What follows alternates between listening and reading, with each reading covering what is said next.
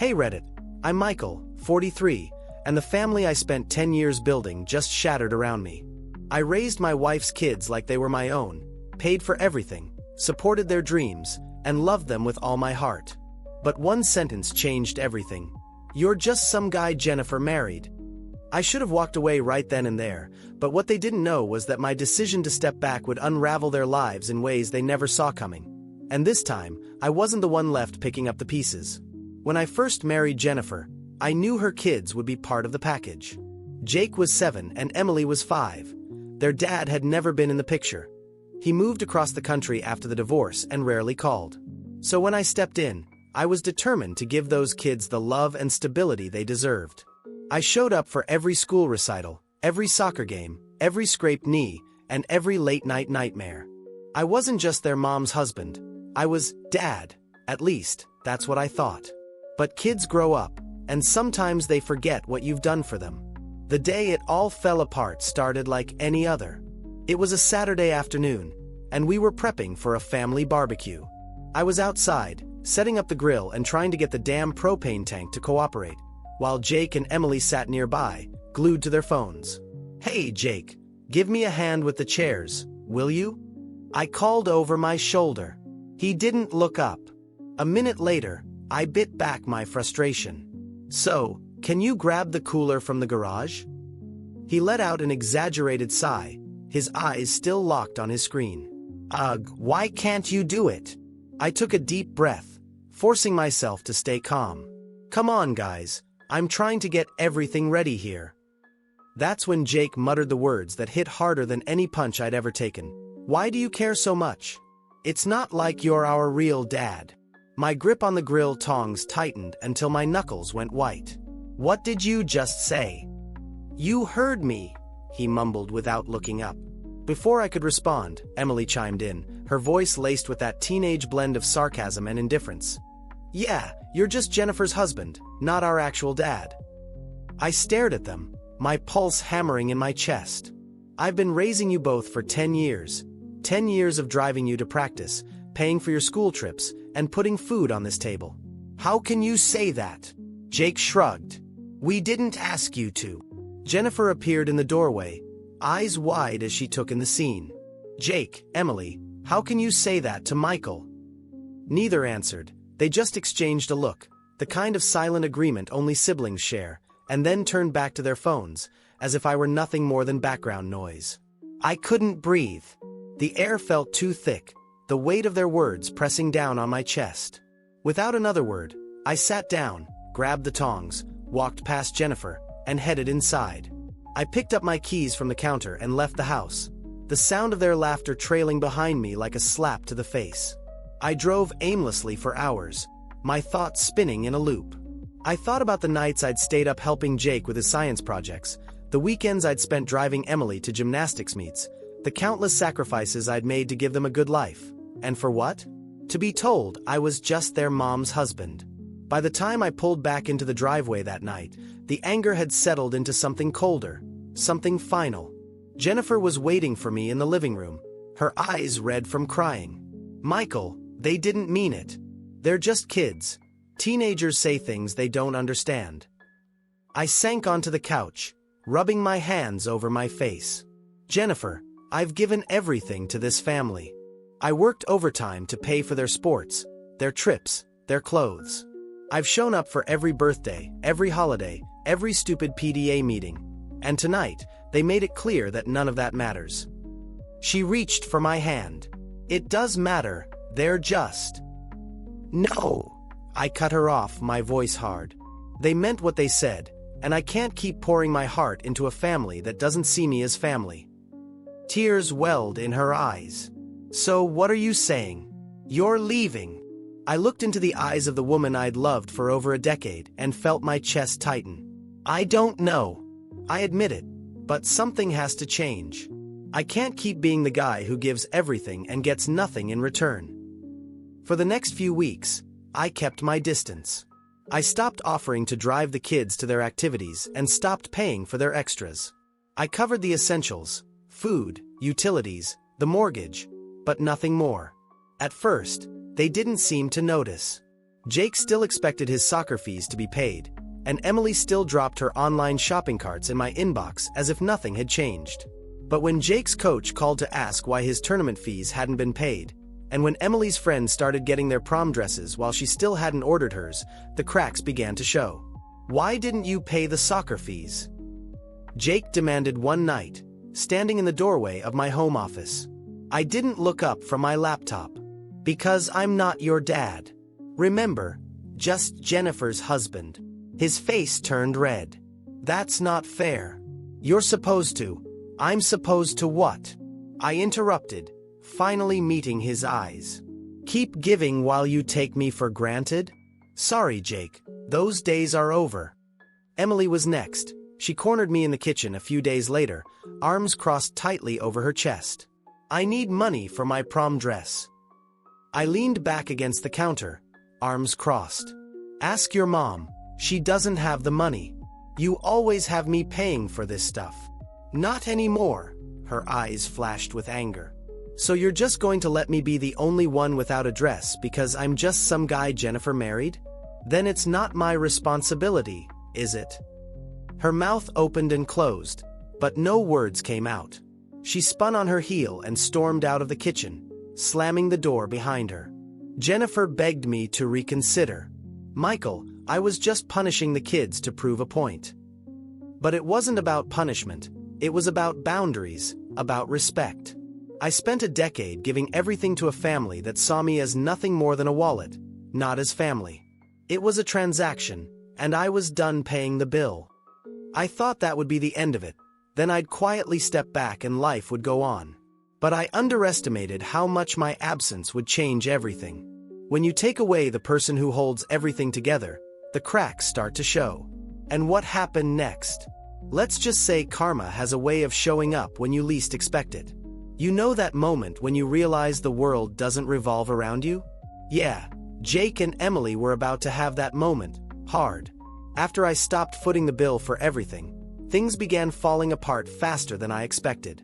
Jake's soccer coach called again, this time to tell him he couldn't play in the tournament because the fees hadn't been paid. Emily's friends started posting pictures of their prom dresses on social media while she still hadn't picked one out, and suddenly, the attitude shifted. "Michael, can we talk?" Jennifer asked one evening as I sat in the living room with my laptop. I glanced up briefly. The kids, they're struggling. Jake's devastated about soccer, and Emily's been crying about prom. Can't you just help them this once? I closed my laptop slowly, taking a deep breath to keep my voice steady. Jennifer, I've been helping them for 10 years. I've paid for their sports, their clothes, their trips, everything. And how do they thank me? By telling me I'm just some guy. "You married them," she insisted. "They meant every word." I replied, "Until they realize the value of what I've done for them, I'm done playing the role of ATM." Jennifer's eyes filled with tears. "But they're kids." "No, Jennifer, they're teenagers, old enough to know better." I stood up and walked away before the argument could continue. The next day, I overheard Jake and Emily arguing in the kitchen.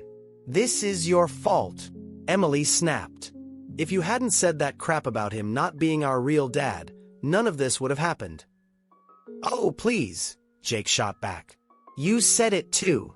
"Yeah, but you started it, and now I can't even go to prom because of you." "Whatever. At least you're not getting benched from soccer." I leaned against the wall, listening silently.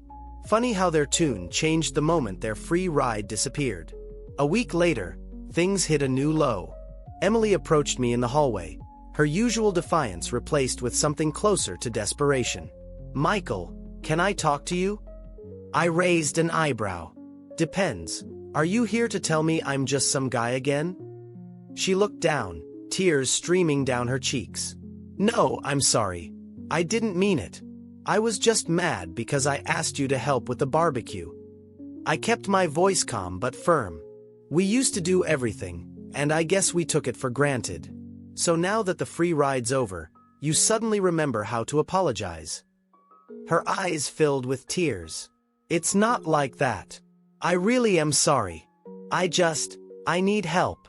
I promise next month, Mom can't afford the dress, and I don't want to be the only one who doesn't go. I studied her for a moment. Part of me wanted to reach out, hand her the money, and fix everything like I always had, but another part remembered the sting of her words. I appreciate your apology, Emily, but I'm not paying for your dress. Her face crumbled, but I continued, I'm not punishing you. I'm teaching you that actions have consequences. Maybe next time you'll think twice before biting the hand that feeds you. She ran to her room, slamming the door behind her. Jake wasn't far behind. 2 days later, he found me in the garage while I was working on my car. Michael, can we talk? I wiped my hands on a rag and leaned against the workbench. Go ahead. I'm sorry for what I said, he mumbled, staring at the ground. I didn't mean it. I was just mad because you were nagging us about the chairs, and I don't know, it just came out. I raised an eyebrow. So it was my fault for asking you to help with the barbecue? No, I don't know. It was stupid, okay? I didn't mean it. I folded my arms. Jake, I've been in your life since you were 7. I've done my best to be a father to you, teaching you how to ride a bike, helping with your homework, cheering you on at every soccer game. I've sacrificed time, money, and energy to give you the best life I could, and you threw it all back in my face with 5 little words. You're not my real dad. His shoulders slumped. I know I screwed up, but can you please pay for the tournament?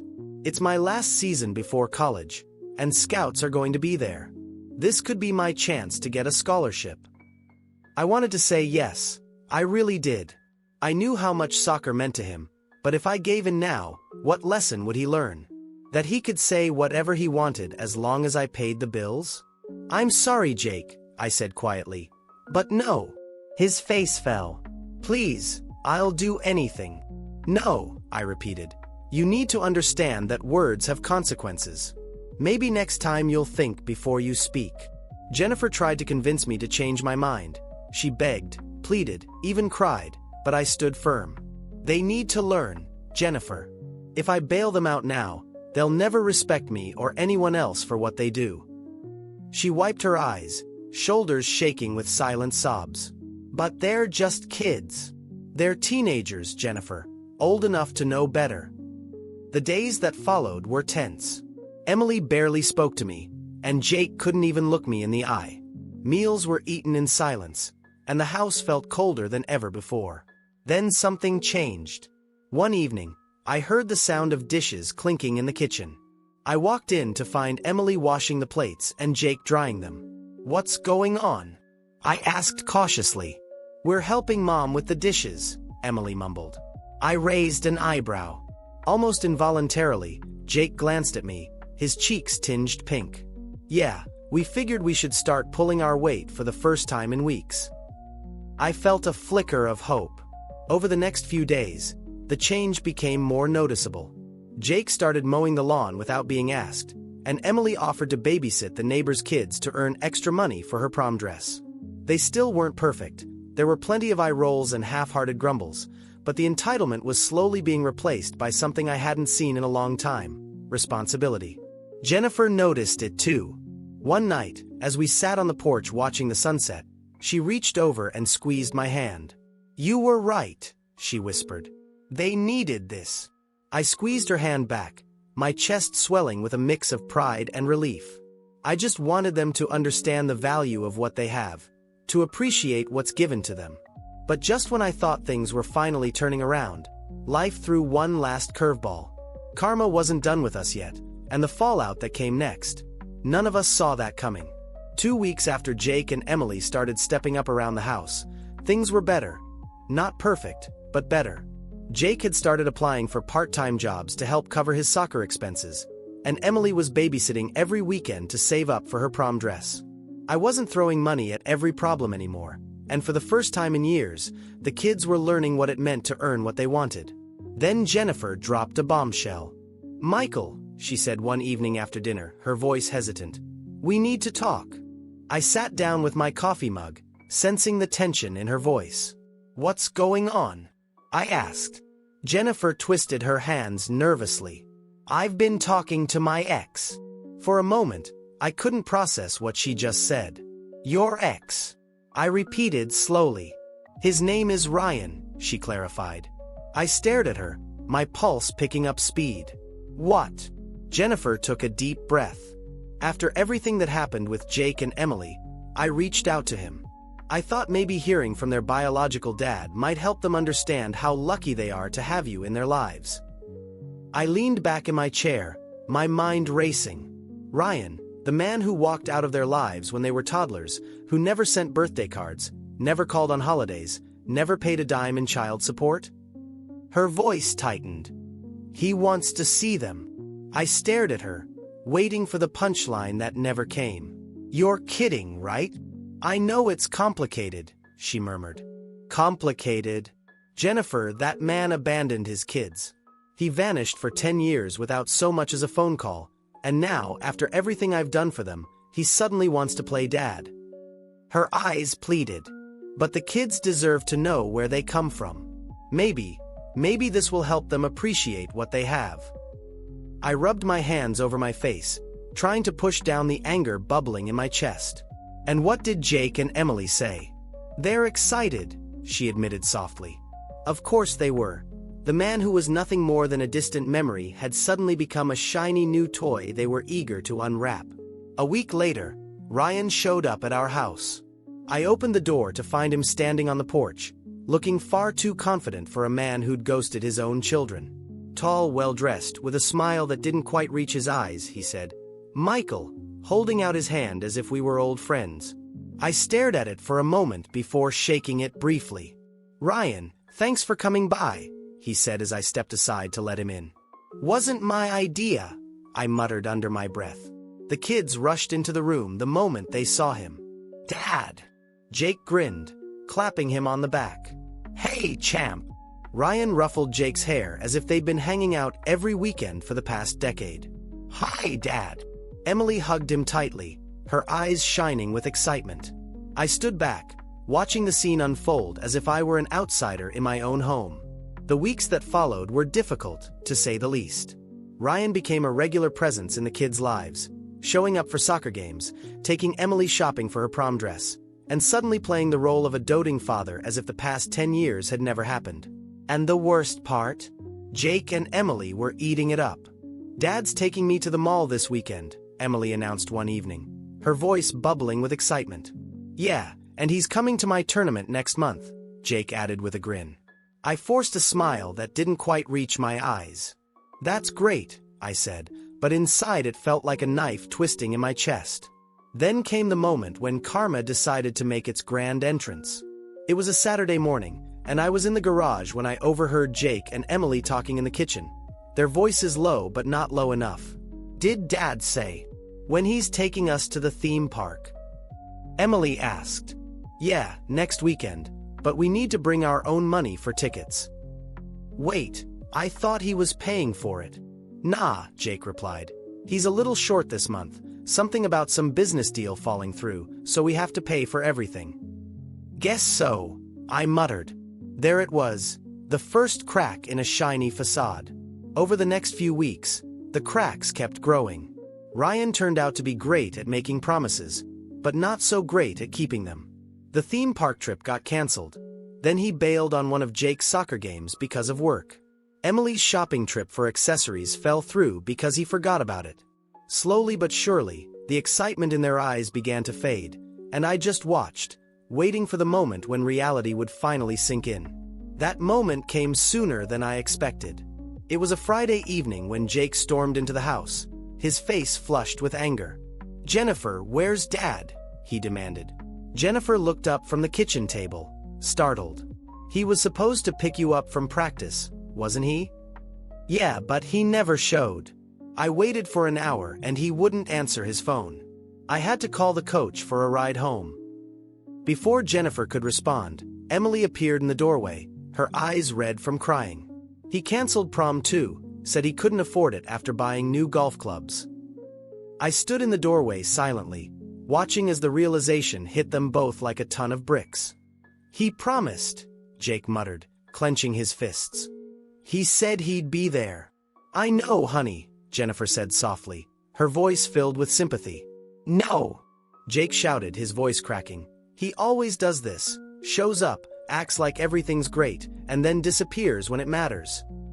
I should have known better, Emily whispered, wiping her eyes as her shoulders shook. I thought he cared this time. I stepped forward, my heart aching for both of them. Despite everything that had happened, Jake and Emily looked up with eyes wide with guilt, and something else, something closer to regret. I know you're hurting, I said gently, and I know you've been let down, but maybe now you understand why I've always been so hard on you, why I wanted you to learn to appreciate what you have. Jake swallowed hard. We screwed up, didn't we? He paused before answering. We all make mistakes, but what matters is what we learn from them. Emily stepped forward hesitantly. Michael, I'm sorry for what I said, for everything. I know you're not just some guy Jennifer married. You're the only dad we've ever really had. Her voice broke on the last word, and before I knew it, she was hugging me tightly. I wrapped my arms around her, feeling the weight of the past 10 years lift just a little. Jake stepped closer, awkward but sincere. Yeah, me too. I was a jerk. You've always been there, and I never really appreciated it. I'm sorry, he said, clapping a hand on my shoulder as he joined the hug. Later that night, as I stood outside with Jennifer watching the sunset, she reached for my hand. I guess it took losing something to make them see what they had all along, she said softly. Yeah, I agreed, my chest feeling lighter than it had in months. Sometimes life has a way of teaching us the lessons we need. Jennifer tilted her head and asked, Do you regret stepping back? I thought for a moment, then shook my head. No. It hurt like hell, but it was the only way they could learn, and maybe now we can finally be the family we were meant to be. So yeah, Reddit. Sometimes walking away is the only way to make people realize your worth, and sometimes when you come back, they're finally ready to appreciate what they almost lost.